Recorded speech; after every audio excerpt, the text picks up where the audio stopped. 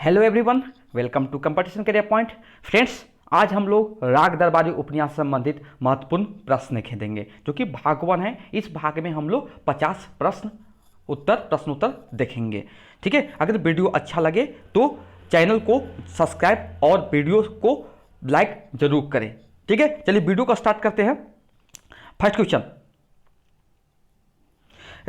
देखिए। First question क्या है?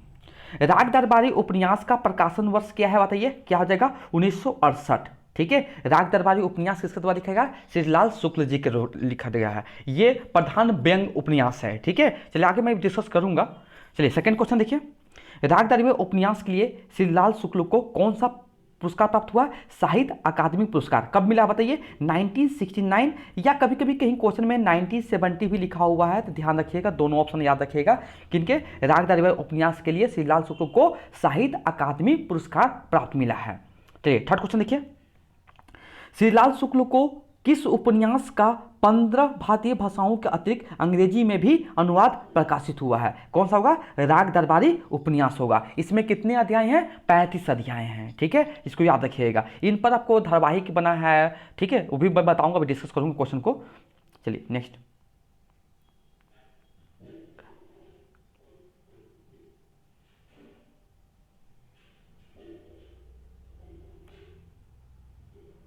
चलिए ये देखिए, नेक्स्ट क्वेश्चन देखिए। श्रीलाल शुक्ल की किस रचना के लिए एक दूरदर्शन धारावाहिक का निर्माण हुआ है? क्या हो जाएगा? राग दरबारी हो जाएगा। ठीक है, क्या हो जाएगा आपका? राग दरबारी हो जाएगा। चलिए यहाँ पर देखिए, श्रीलाल शुक्ल को दूरदर्शन धारावाहिक पर भी, राग दरबारी उपन्यास पर भी दूरदर्शन धारावाहिक बनाया गया था। और कब किया गया था? ये 1900 क्या होता है? 1986 में बनाया गया है राग दरबारी उपन्यास पर। ठीक है, एक दूरदर्शन धारावाहिक के रूप में भी सभी लोग, लाखों लोगों ने इसको मैंने कि पसंद किया था। अब ये कब प्रकाशन हुआ था, मैंने कब बनाया गया था? 1986। और कब अवार्ड साहित्य अकादमी पुरस्कार कब मिला है? 1969 या 70। चलिए 5 नंबर क्वेश्चन देखिए। राग दरबारी उपन्यास में कौन पात्र नायक के रूप में आधे से अंत तक कथा के केंद्र में बनाता है? कौन है? बैद जी। बैद जी पूरा गांव के राजनीति के पीछे का मास्टरमाइंड भी हैं। चलिए 6 नंबर क्वेश्चन देखिए। राग दरबारी उपन्यास में कौन पात्र आज की क्रांतिकारी युवा पीढ़ी का प्रतीक है? क्या हो जाएंगे? रूपन बाबू हो जाएंगे। ये रूपन बाबू कौन है? बैद जी के छोटे पुत्र हैं। ठीक है, अब अपनी इनको देखेंगे कि 10वीं कक्षा में पढ़ते हैं। जब 18 वर्ष के थे 10वीं कक्षा में पढ़ते हैं। अब ये 3 साल से एक ही 10वीं क्लास में ही रह रहे हैं। ठीक है, नेक्स्ट। राग दरबारी उपन्यास में किस गांव को उल्लेख है? वेरी वेरी इंपॉर्टेंट क्वेश्चन है, इंपॉर्टेंट है। किस गांव का? श्रीपालगंज हो जाएगा। चलिए नेक्स्ट क्वेश्चन। राग दरबारी 8 नंबर देखिए। राग दरबारी उपन्यास में रूपन बाबू और बद्री पहलवान किसके पुत्र हैं? ये बता चुके हैं, बैद्री जी के हैं।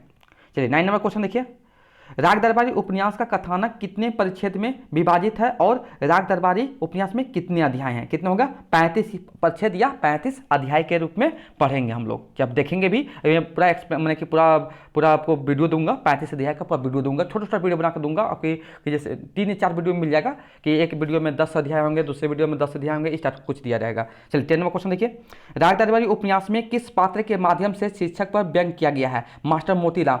मास्टर मोतीराम जो होते हैं वो अपने क्लास में, जो छंगामल इंटर कॉलेज के वहाँ पर साइंस के टीचर हैं, वो अपने किसी भी विषय को बताते हैं। अपने आटा चक्की, उनके बगल में था दुकान, ठीक है, उन्हीं आटा चक्की के माध्यम से पूरा को उसको बताते हैं।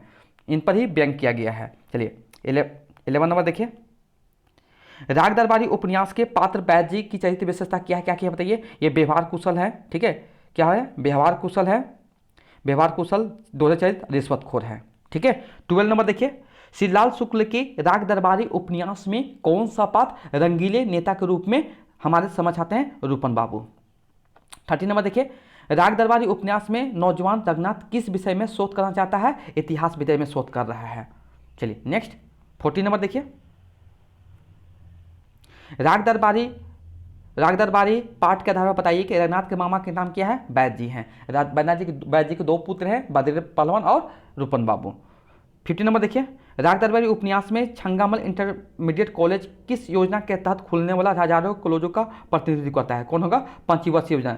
पंचवर्षीय ने कब शुरू हुआ था बताइए? 1951 से लेकर 56 तक हुआ था। चलिए 16 नंबर देखिए। 16 नंबर देखिए।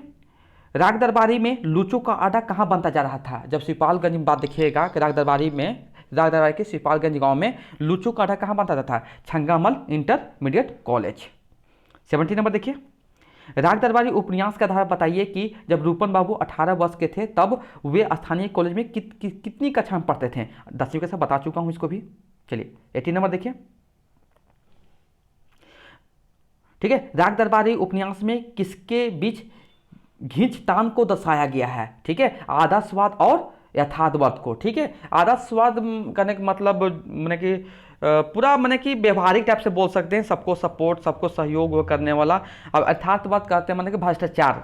ठीक है, जो अच्छे इंसानियत है, जिसमें मानवता का गुण है और जिसका अमानवता का गुण नहीं, मानवता का गुण नहीं है, दोनों के बीच में टकराव होता है, उन्हीं के बारे में दर्शाया गया है इस उपन्यास में। भ्रष्टाचार और अच्छे लोगों के बीच में दर्शाया गया है, जो मनुष्यता का ज्ञान होता है, मानवता का ज्ञान होता है, जिसके हृदय अच्छे हों उसको आदर्शवाद बोलते हैं। यथार्थवाद जो भ्रष्टाचार, राजनीति या गुंडे स्थान, जो भी सब बोलिए, लूटपाट चोर छाट करते हैं, उसके पीछे का राजनीति। ठीक है, चलिए 19 नंबर देखिए, राग दरबारी उपन्यास के आधार बताइए कि श्रीपालगंज कितने थाने थे? एक थाना था।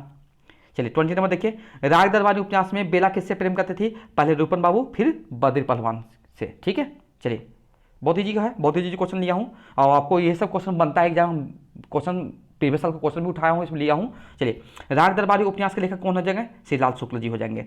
22 देखिए, राग दरबारी का अंग्रेजी अनुवाद किस लेखक के द्वारा किया गया है? बताइए। Gillian Wright. बहुत important question, very very important question है ये। चलिए 23 नंबर, श्रीपालगंज किस पंचायत के अंतर्गत आता था? भीखम खेड़ा होता है। 24 नंबर देखिए, राग दरबारी में शिक्षा संस्थान के रूप में किस कॉलेज को प्रमुख केंद्र के रूप में प्रस्तुत किया गया है? छंगामल इंटर कॉलेज। चलिए नेक्स्ट 25 नंबर, उदारता और अनुशासनहीनता के रोग से ग्रसित विद्रोही युवा पीढ़ी के रूप में उपन्यासकार ने किसे प्रस्तुत किया है? रूपन बाबू को। ठीक है, 26 नंबर, गांव की गुंडों का सरदार बद्री पहलवान के पिता का क्या नाम था? क्या होगा? बैद जी। 27 नंबर, राग दरबारी में किस भारतीय बुद्धिजीवों के रूप में रुग्ण प्रतिनिधि के रूप में प्रस्तुत किया गया है? ठीक है, क्या होगा? रंगनाथ जी को। 28, रंगनाथ बैद जी का कौन है? भांजा है। चलिए, उनकी इतनी इज्जत थी कि पूंजीवाद के प्रतीक दुकानदार उनके हाथ सामान बेचते नहीं अर्पित करते थे। शोषण के प्रतीक इक्के वाले उन्हें शहर तक पहुंचाकर किराया नहीं आशीर्वाद मांगते थे। उपन्यासकार ने यह टिप्पणी किसके लिए किया गया है? रूपन बाबू के लिए। चलिए आगे देखिए, 30 नंबर देखिए, दुनिया में कलह के जोर को ही सबसे बड़ी ताकत मानते थे। कौन? बद्री पहलवान। बद्री पहलवान का है? बैद जी के बड़े पुत्र हैं, जो कि कुश्ती करते हैं, कुश्ती सिखाते भी हैं। चलिए 31 नंबर देखिए, कोलकाता में किसकी अफीम का कारोबार था? रामाधीन भीखम खेड़ा। ठीक है, इंपॉर्टेंट है। शायर भी थे, शायर भी करते थे, जेल भी गए इसके कारण। जब अफीम का कारोबार करते थे उसमें उसको जेल जुर्माना भी लगा था। ये इलीगल वर्क होता है, अन्याय मैंने कि इलीगल वर्क है, इसी कारण उसको जेल जाना पड़ा था। और ये अपने समय में शायरी भी लिखते थे। अब कहाँ? कलकत्ता में रहते थे। कलकत्ता से भी वहाँ छोड़ने के बाद फिर वहाँ श्रीपालगंज के भीखम खेड़ा गाँव में आ गए थे। देखिए, भीखम खेड़ा का प्रधान रामाधीन किसे बनवा देता है? अपने चचेरे भाई को। ठीक है, 33 नंबर देखिए, किसका मुख्य काम बैद जी के बैठक में सुबह शाम भांग घोटना था? जब देखते हैं होली उली जब आता है तो होली के दिन भांग पीता है, भांग खाते हैं, तो वो बैद जी के बैठक में सुबह शाम भांग घोटना किसका काम था? शनिचर जी का था। और शनिचर बाद में जो धारीदार अंडरवियर पहनता है वो देखिए, वो मैंने कि देखिएगा राग प्रयास में कि वो भी प्रधान बन जाते हैं, सरपंच बना दिया जाता है, कटली पुटली प्रधान। वो बैद जी के सारे पर सब जितना वर्क करते हैं। ठीक है, उसको कुछ नहीं आता है फिर भी उसको बना दिया जाता है। ये व्यंग, इस पर भी व्यंग किया गया है, आप पढ़िएगा आगे तो व्यंग इस पर भी किया गया है। 34 नंबर देखिए, राग दरबारी एकमात्र ऐसा पात्र है जिसकी रचना के साथ समूचे पाठकगण समुदाय की सहानुभूति प्रकाश है। क्या हो जाएंगे? लंगड़। ये मैं अपने पात्र परिचय पढ़े होंगे तो उससे बहुत से क्वेश्चन आपको यहाँ से मिल जाएगा। 35 नंबर, वैद जी किस ग्राम सभा का प्रधान बनाने के लिए चुनाव अधिकारी के लिए एक सस्ती घड़ी का इंतजाम करते हैं? किसे बनवाने के लिए? शनिचर को। शनिचर क्या करता था? सुबह शाम वैद जी के आंगन में भांग घोटना था। चलिए 36 नंबर देखिए, 36 नंबर देखिए, किनके माध्यम से उपन्यासकार ने भारतीय न्याय व्यवस्था को यथार्थ प्रस्तुत किया है? क्या होगा? लंगड़। ठीक है। लंगड़ एक ऐसा आम आदमी प्रतिनिधि पात्र है जो किसी भ्रष्ट के सामने झुकता नहीं है, ठीक है। ये खुद उसके विरुद्ध रहता है। बताया भी, उपन्यास पढ़िएगा तो आप, बहुत अच्छा उपन्यास है, व्यंग करके बताया गया है। प्रिंसिपल साहब किसकी बैठक में नित्य उपस्थित नहीं, प्रतिदिन उपस्थित होकर उनकी चापलूसी करते हैं, बैद जी के। 38 नंबर देखिए, राग दरबारी उपन्यास में अध्यापकों पर कौन सा मुकदमा करवाते हैं? राग दरबारी उपन्यास में अध्यापकों पर कौन सा मुकदमा किया जाता है? 107 का मुकदमा कराया जाता है। 39 नंबर देखिए, आम अध्यापक समुदाय के प्रतिनिधि पात्र कौन है? ये तो बता चुके हैं। आम अध्यापक समुदाय के प्रतिनिधि पात्र कौन है? खाना मास्टर। लेकिन आम आदमी के प्रतिनिधि पात्र बोलेगा तो क्या होगा? जो भ्रष्ट नेता समय झुकता नहीं है वो लंगड़ हो जाएंगे। चलिए 40 नंबर देख लीजिए, मास्टर खाना किसकी सहानुभूति जुटाने में सफल होते हैं? छात्र नेता रूपन बाबू और रंगनाथ का करते हैं। चलिए नेक्स्ट 41 नंबर देखिए, डिप्टी डायरेक्टर एजुकेशन की जांच के बहाने गहरे षड्यंत्र द्वारा किसे त्यागपत्र पर हस्ताक्षर करने के लिए विवश कर देते हैं? मास्टर खाना और मालवीय को, ठीक है। ये पूरा बैद जी और प्रिंसिपल साहब के पूरा गुटबंद होने के कारण, अपने मेल वेप होने के कारण वो दोनों को, मास्टर खाना और मालवीय जी को इस्तीफा दिवा देते हैं लास्ट मंथ में। चलिए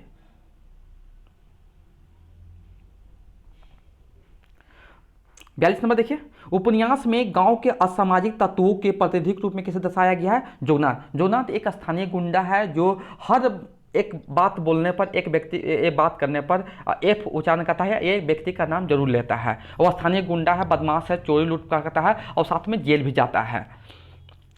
43 नंबर देखिए, जोगनाथ किस भाषा का प्रयोग करता है? बता, सरफरी, ठीक है। सरफरी भाषा है जिसको जोगनाथ उस भाषा को प्रयोग में लाता है।